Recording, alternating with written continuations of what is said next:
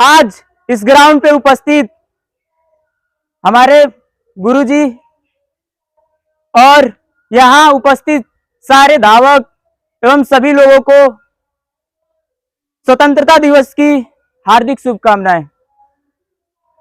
तो सबसे पहले इस तिरंगे के स्थान में हम अपने आप को सावधान करेंगे और फिर ध्वजारोहण होगा और उसके बाद दान।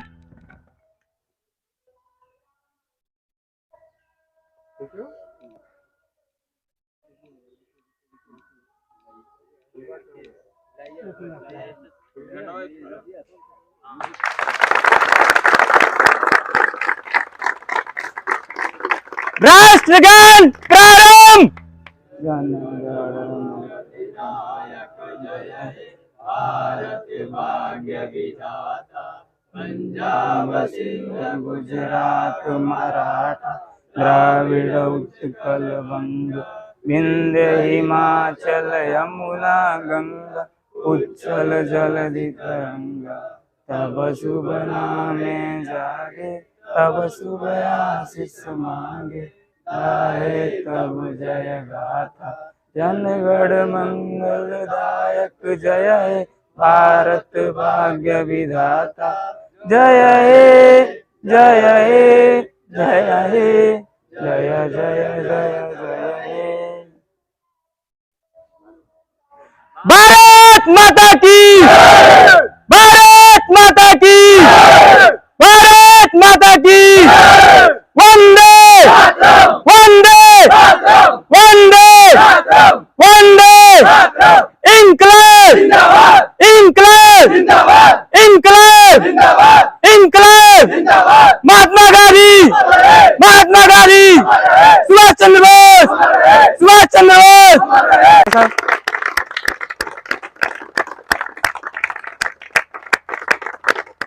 बहुत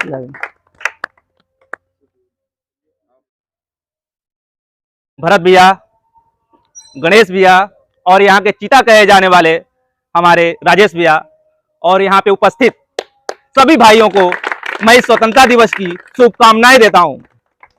जैसा कि हम लोग जानते हैं, हम लोग प्रत्येक वर्ष 15 अगस्त स्वतंत्रता दिवस के रूप में मनाते हैं, प्रत्येक वर्ष मनाते हैं। और ये स्वतंत्रता हमें 15 अगस्त 1947 को मिली और हम आजाद हुए। ब्रिटिश साम्राज्य के उस गुलामी की बेड़ियों को तोड़कर आजाद हुए और इस आजादी को दिलाने के लिए हमारे भारत के महान क्रांतिकारी नेताओं और वीर सपूतों ने ये जानना और समझना भी अति आवश्यक है। भारत के वे महान क्रांतिकारी नेता और भारत के वीर सपूत अपने प्राणों की आहुति दी है और बलिदान दिए हैं। हमें उन महान क्रांतिकारी नेताओं को याद करना चाहिए और हमारा कर्तव्य भी बनता है कि हम उन्हें याद करके उन्हें भावपूर्ण श्रद्धांजलि भी दें। भारत के वे महान क्रांतिकारी नेता भारत देश को आजाद दिलाने के लिए अपने प्राणों की परवाह तक नहीं किए। फिक्र की तो सिर्फ और सिर्फ इस देश के सम्मान की, भारत के उज्जवल भविष्य की। और आज भी हमारे देश के सैनिक जो सीमा पर, हमारी सरहदों पर हमारे प्राणों की रक्षा करते हैं, इस देश की आन बान शान के लिए लड़ते हैं, मैं उन वीर सपूतों को दिल से नमन करता हूं। मैं छोटी सी लाइनें आप लोगों के समक्ष रखने जा रहा हूं और आशा करता हूं कि आप लोगों को वह अच्छा लगेगा। और यदि आप लोगों को वह अच्छा लगता है, आपके दिल को छूता है वो लाइन, तो मैं अपना उत्साहवर्धन आपके तालियों से चाहता हूं। हम जानते हैं कि भारत देश को आजाद दिलाने के लिए बहुत सारे वीर सपूत, बहुत सारे क्रांतिकारी नेता अपने प्राणों की बलिदान दिए हैं और इन्हीं क्रांतिकारी नेताओं में हमारे भगत सिंह आते हैं। जब 23 मार्च 1931 की पूर्व संध्या पर भगत सिंह को फांसी दी जाने वाली थी, तो उनकी मां विद्यावती उनसे जेल में मिलने जाती हैं। जब जेल में मिलने जाती हैं तो भगत सिंह ने अपने मां से एक छोटा सा प्रश्न किया, बड़े ही भावपूर्ण स्वर में, बड़े ही प्रेम से एक प्रश्न किया, मां जब तेरा लाल फांसी के फंदे पर सो जाएगा, इन मौत की वादियों में खो जाएगा, तब तुम रोओगी तो नहीं? उन्होंने प्रश्न किया, मां, जब तेरा लाल फांसी के फंदे पर सो जाएगा, इन मौत की वादियों में खो जाएगा, तब तुम रोओगी तो नहीं? जरा गौर से सुनिएगा उनकी मां ने क्या उत्तर दिया अपने इस बेटे के प्रश्न का। कहा बेटे, देशभक्तों की जननियां अपने रक्त से गुलामी की दाग को धोया करती हैं, और राष्ट्र हित देश के बलिदान पर सिंहों की मां नहीं, सियारों की मां रोया करती हैं, सियारों की मां रोया करती हैं। कहा बेटे, देशभक्तों की जननियां अपने रक्त से गुलामी की दाग को धोया करती हैं, और राष्ट्र हित देश के बलिदान पर सिंहों की मां नहीं, सियारों की मां रोया करती हैं, सियारों की मां रोया करती हैं। और मैं तो सिंहों की सिंह की मां हूं, बब्बर सिंह, भगत सिंह की मां हूं। मैं तेरी शहादत पर रोऊंगी नहीं, बल्कि खुशी से वारी जाऊंगी। तू आजादी की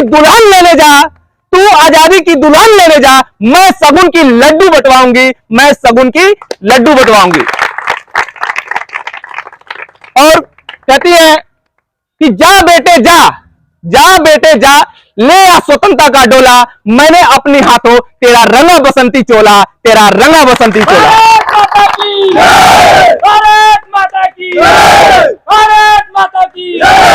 हम जानते हैं कि इस पूरे विश्व में, पूरे संसार में भारत ही, हिंदुस्तान ही एकमात्र ऐसा देश है जहां पे हमारे परम पिता परमेश्वर भगवान शिव की एक शिवरात्रि मनाई जाती है।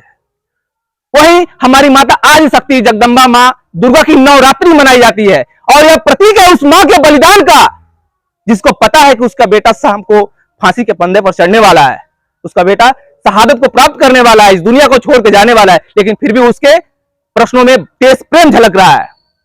और आगे उनकी मां कहती है, जा बेटा जा, ले आ स्वतंत्रता का डोला, मैंने अपनी हाथों तेरा रंगा बसंती चोला। और कहती है, अरे जन्म जन्म के पुण्यों का जब फल देता है विधाता, तब जाकर कोई जननी बनती है तुम। अब बात मेरी आखिरी सुन, जिगर के टुकड़े, हंसते हंसते फांसी चढ़ना मेरे प्यारे पुत्रे। कहती है कि अब बात आखिरी सुन, मेरे जिगर के टुकड़े, हंसते हंसते फांसी चढ़ना मेरे प्यारे पुत्रे, और वंदे मातरम हो होठों पर, जब प्राण तेरे निकले। और इसी के साथ मैं अपनी वाणी को विराम देना चाहता हूं। भारत माता की। आप लोगों ने सुना, बहुत ही प्यारा भाषण हमारे चंदन भैया द्वारा। तो मैं इसी के साथ एक छोटे से शेर को बुलाना चाहूंगा, और आए और अपने स्पीच के माध्यम से आपके अंदर इस स्वतंत्रता का जोश पैदा करेगा। तो आकाश कुशवाहा को मौसम मुबारक हो, हवा को खुशबू मुबारक हो, फिजा को मौसम मुबारक हो, दिलों को प्यार मुबारक हो। आप लोगों को हमारे तरफ स्वतंत्रता दिवस की हार्दिक शुभकामनाएं मुबारक हो। आज इस पैकोली कुट्टी के ग्राउंड पर उपस्थित सभी हमारे पिता तुल्य गम्मर चाचा जी और हमारे बड़े भैया भरत भैया जी और मेरे सभी प्रिय साथियों को नमस्कार। मैं यह स्वतंत्र दिवस के शुभ अवसर पर आप सबके समक्ष एक स्पीच के माध्यम से अपना विचार प्रस्तुत करने आया हूं। आशा करता हूं कि आप सभी लोग मेरा हौसला बढ़ाएंगे और मार्गदर्शन करेंगे। जब आंख खुले तो धरती हिंदुस्तान की हो, जब आंख खुले तो धरती हिंदुस्तान की हो, जब आंख बंद हो तो यादें हिंदुस्तान की हो।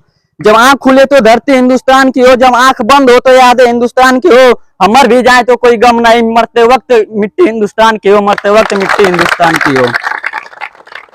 दोस्तों, आज वो दिन है जिस दिन 15 अगस्त 1947 को, आज से 76 वर्ष पहले हमारा देश आजाद हुआ था। हमारा देश आजाद हुआ था कठिन संघर्षों के बाद आजादी मिली थी। आज हम लोग 76वां गणतंत्र दिवस मना रहे हैं। इस आजादी को दिलाने में हमारे देश के महान क्रांतिकारी महापुरुष महात्मा गांधी, चंद्रशेखर आजाद, भगत सिंह, सुभाष चंद्र बोस, डॉक्टर राजेंद्र प्रसाद के बलिदानों को भी भुलाया नहीं जा सकता। इन्हीं के बलिदानों और कुर्बानियों की वजह से आज हम लोग बिना किसी डर और भय के आसमान के नीचे अपना जीवन व्यतीत कर रहे हैं। लिख रहा हूं पत्र आपको बता देना उन दुश्मनों को, कि लिख रहा हूं पत्र आपको बता देना उन दुश्मनों को, यह हमारा पैगाम है। देश की रक्षा के लिए उठा लेती लड़कियां भी हथियार, उसी मुल्क का नाम हिंदुस्तान है, उसी मुल्क का नाम हिंदुस्तान है।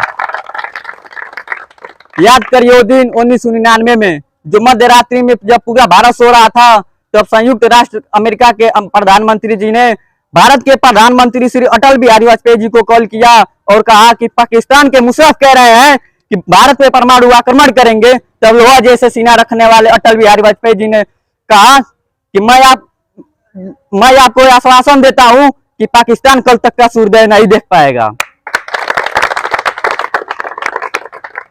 आप लोग फूलों की तरह मत जीना, आप लोग फूलों की तरह मत जीना, क्योंकि जिस दिन खिलोगे उस दिन बिखर जाओगे।